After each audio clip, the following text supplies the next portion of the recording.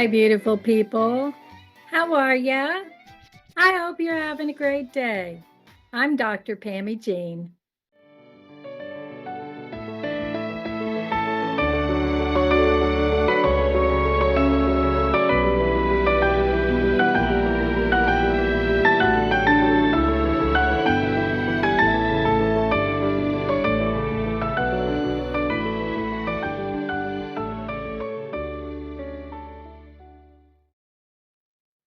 How would you describe fibromyalgia? If somebody came up to you and asked you to describe your disease, how would you do it? Please put that in the comments section. For me, it's a chronic, widespread pain that often moves. And depending on what I'm doing that day, I could aggravate my back one day or aggravate my hips on another day. And that's where the pain will be. Most of the pain. I mean, it's still everywhere. Most of the pain is a deep ache. And in other places, it sits right on the surface of my skin and makes me feel extremely sensitive to touch. I had someone tell me once that, well, if you're sensitive to touch, that's not fibromyalgia. Well, it certainly is. It is one of the main descriptors of fibromyalgia, and it helps me to feel like I'm heard, right?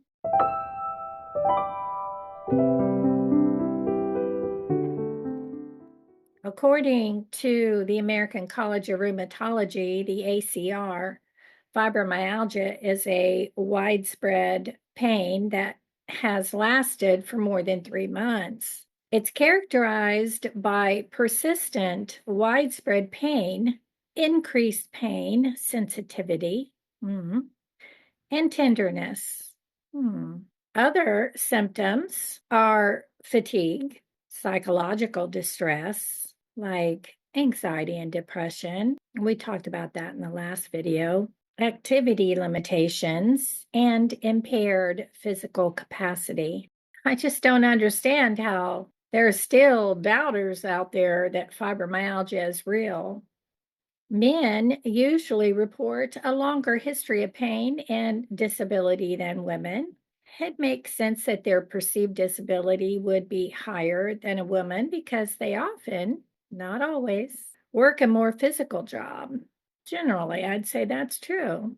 According to a 2019 study, researchers stated that patients with fibro perceive themselves with moderate to severe disability. Pain and psychological factors like alexithymia and depression were the common variables. Alexithymia is when we are unable to describe or even recognize our own emotions. That makes sense, I mean, golly, I often feel that way. It's hard to explain why I'm feeling the way I'm feeling. I can't find the words.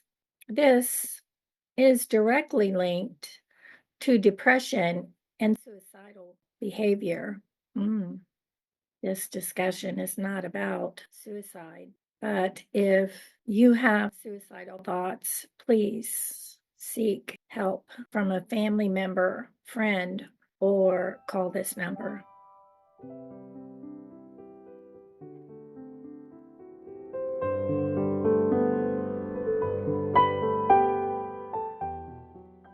Our limitations can affect us at work. Disability issues are high, and a big decision often needs to be made.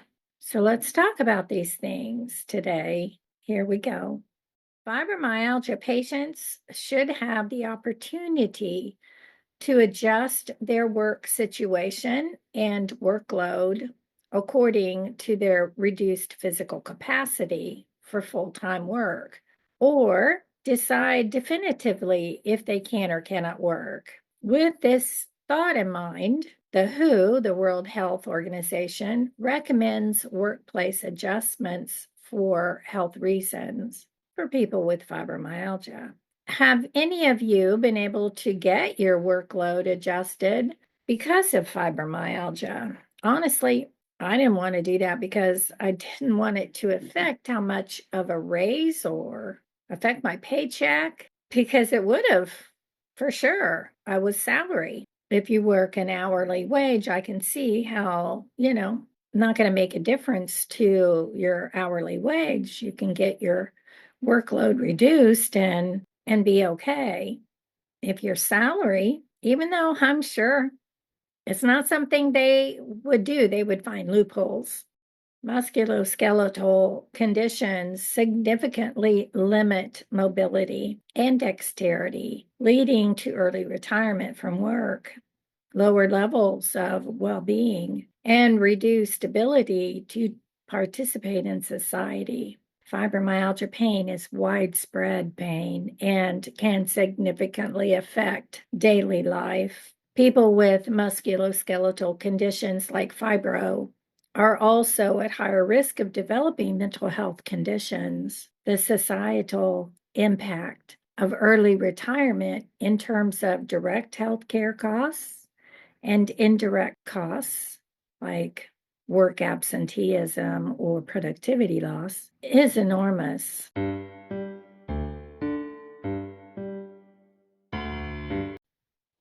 I retired at age 62 and 8 months. I was told by my supervisor when I let him know that I was retiring that it was going to be a huge loss to the institution.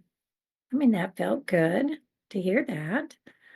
I wish I'd have heard it more while I was working, but it was nice to hear that I would be missed.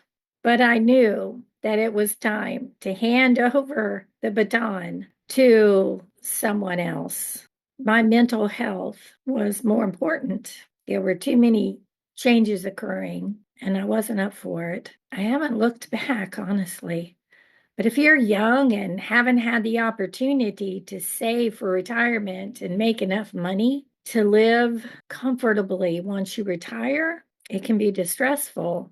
On top of that, and income above poverty level and having medical insurance helps home life significantly. During my working years with fibro, I experienced the need to rehabilitate many times, such as physical therapy, massage, and psychological therapy. I mean, we talked about a lot of these. These things helped me to continue to work as long as I did. However, many people asked me how I was able to work with fibro, and I think my age had something to do with it. I learned coping skills to keep me going. I was, early 40s when I got fibromyalgia, so I had time to learn how to cope and manage the disease over time. But at 62, I was coming to terms with my age and my limitations. Please tell us in the comments section if this is also your experience, or if you had to stop working much sooner, or were you able to work all the way to retirement age or later.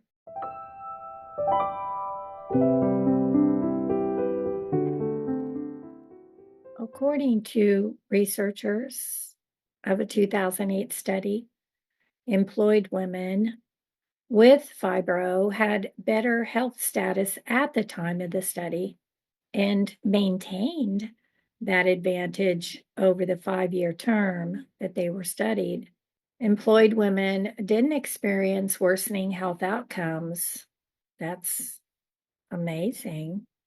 I mean, I can't say truly that during the time that I worked that I had worse health outcomes. My fibro was my fibro the whole entire time. So this doesn't say that fibro got better for working, but at least they didn't experience anything worse. Employed women with fibro can remain employed with no negative consequences, according to these researchers. However, those who had the longest disease duration tended to experience increased pain, and those who were diagnosed more recently tended to have declining pain, and that makes sense.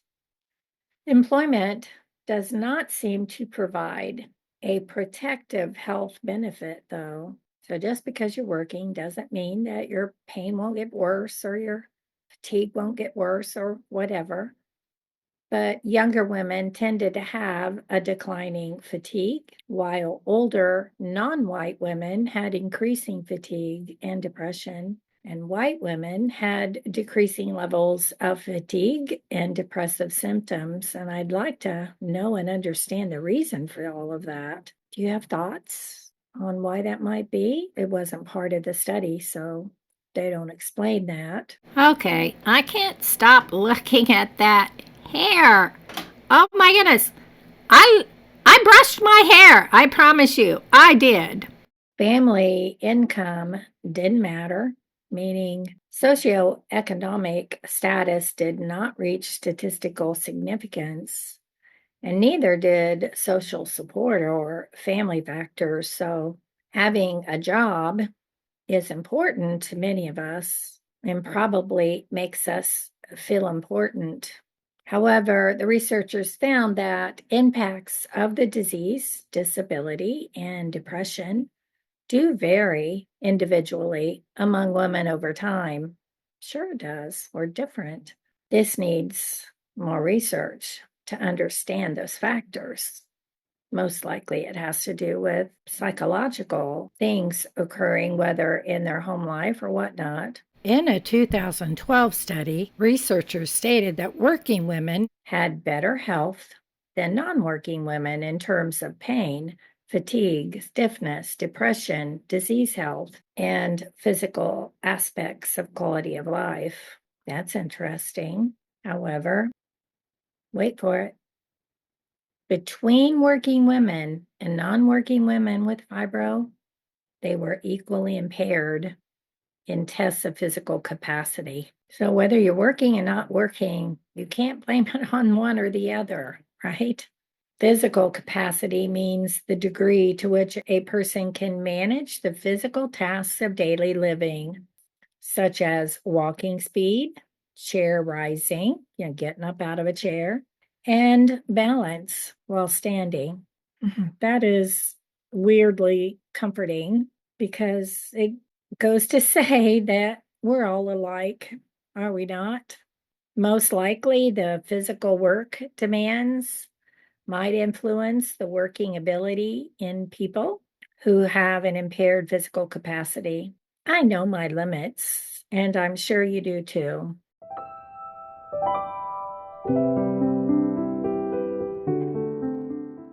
In another 2008 study, researchers stated that disability and fibromyalgia seemed best explained by a patient's mental health condition. I don't really know if that's always the case.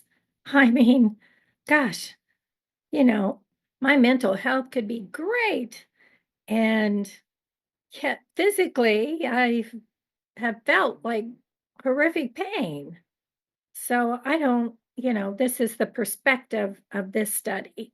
But the impact on quality of life and perceived disability seems to be influenced by patients' mental health.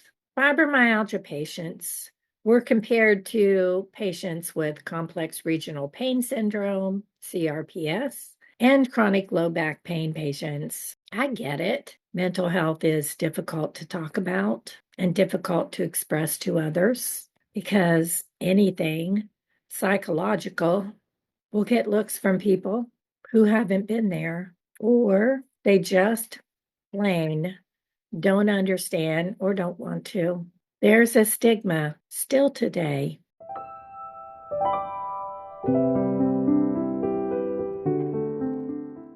In the United States, it's possible to file for disability benefits for fibromyalgia. If you're in another state, what's that like for you? However, in the US, it requires proving the condition is severe enough to prevent you from working, and you'll need to provide medical evidence. to support your claim.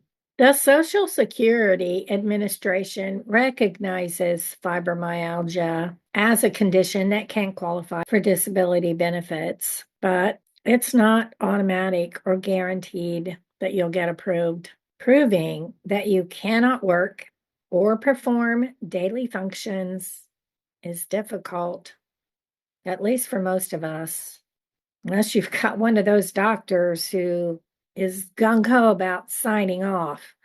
That was not my situation. And so, with that in mind, a medical professional in the US must provide that evidence. Doctors are extremely hesitant to help. Comprehensive medical records that document your diagnosis of fibro and the severity of your symptoms must be shown. Daily activities and work-related activities must be shown to be impacted. This is something I might have tried had it not seemed so daunting. And from talking to other doctors and realizing that they believed we need to work made me shy away from applying, because if I couldn't get a doctor to show my limitations, it would be a waste of my time and energy. Fatigue, sleep disturbances, and cognitive issues, among a plethora of other factors that come into play with fibromyalgia, can be shown as part of your difficulties with working. Fibromyalgia is not just about pain, right? So filing for disability can be done after 12 continuous months of working and of living with the disease. Have any of you been successful? I mean, I think if you have an overlapping condition like lupus, psoriatic arthritis, or RA, because those are more widely recognized, a doctor can potentially actually see what's happening on your body. Your odds will go up significantly of getting an approved disability claim. But what do you think about all of this? Am I wrong? Let's have a conversation. I hope you learned something. I send you gentle hugs and support. Love you.